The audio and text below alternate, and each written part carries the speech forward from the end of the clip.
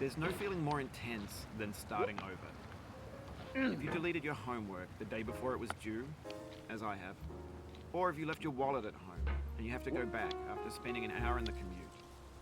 If you won some money at the casino and then put all your winnings on red but it came up black. If you got your best shirt dry cleaned before a wedding and then immediately dropped food on it. If you won an argument with a friend and then later discovered that they just returned to their original mood. Starting over is harder than starting up. If you're not ready for that, like if you've already had a bad day, then what you're about to go through might be too much. Feel free to go away and come back. I'll be here. Alright, thanks for coming with me on this trip. I'll understand if you have to take a break at any point. Just find a safe place to stop and quit the game. Don't worry, I'll save your progress, always, even your mistakes.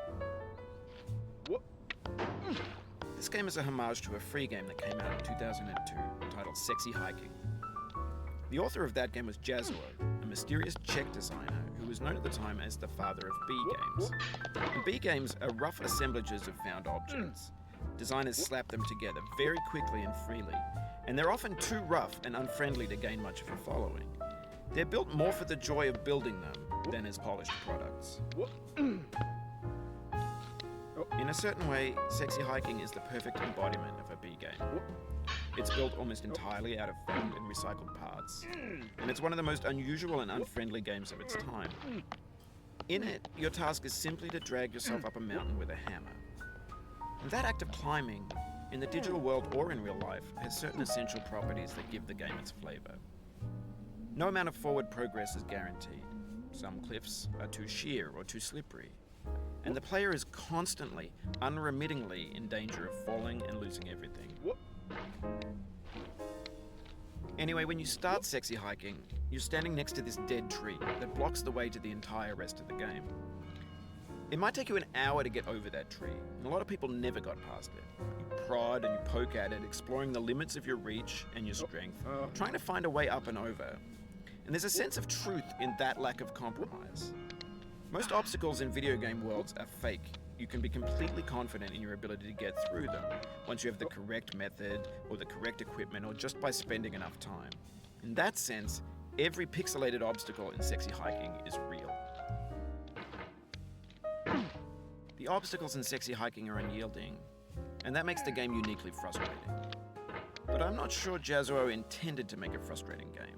The frustration is just essential to the act of climbing, and it's authentic to the process of building a game about climbing. A funny thing happened to me as I was building this mountain. I'd have an idea for a new obstacle, and I'd build it, test it, and it would usually turn out to be unreasonably hard. But I couldn't bring myself to make it easier. It already felt like my inability to get past the new obstacle was my fault as a player rather than as a builder.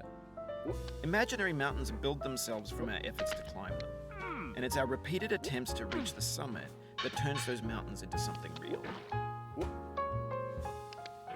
When you're building a video game world, you're building with ideas, and that can be like working with quickset cement. You mold your ideas into a certain shape that can be played with, and in the process of playing with them, they begin to harden and set until they're immutable, like rock. And at that point, you can't change the world. Not without breaking it into pieces and starting fresh with new ideas. For years now, people have been predicting that games would soon be made out of prefabricated objects, bought in a store and assembled into a world. And for the most part, that hasn't happened, because the objects in the stores are trash. I don't mean they look bad or that they're badly made, although a lot of them are. I mean they're trash in the way that food becomes trash as soon as you put it in the sink. Things are made to be consumed and used in a certain context, and once the moment is gone, they transform into garbage. In the context of technology, those moments pass by in seconds. Over time, we've poured more and more refuse into this vast digital landfill that we call the internet. It now vastly outnumbers and outweighs the things that are fresh and untainted and unused. When everything around us is cultural trash,